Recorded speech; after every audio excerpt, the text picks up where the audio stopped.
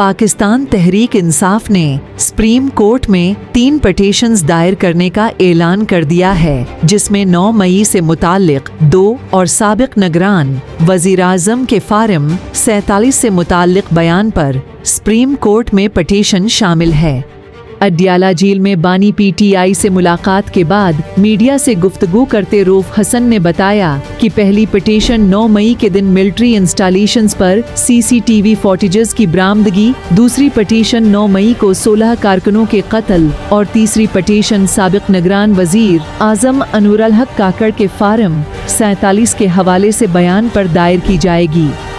रऊफ हसन का कहना था कि बानी पीटीआई ने साबिक सदर आरिफ अलवी को अहम जिम्मेदारी सौंप दी है। उन्होंने कहा कि इमरान खान ने हुक्म दिया है कि सीसीटीवी फुटेजेस की चोरी लंदन प्लान का हिस्सा है। बानी पीटीआई ने जुडिशल कमीशन में अपनी गिरफ्तारी की सीसीटीवी फुटेजेस की चोरी की बात भी की है।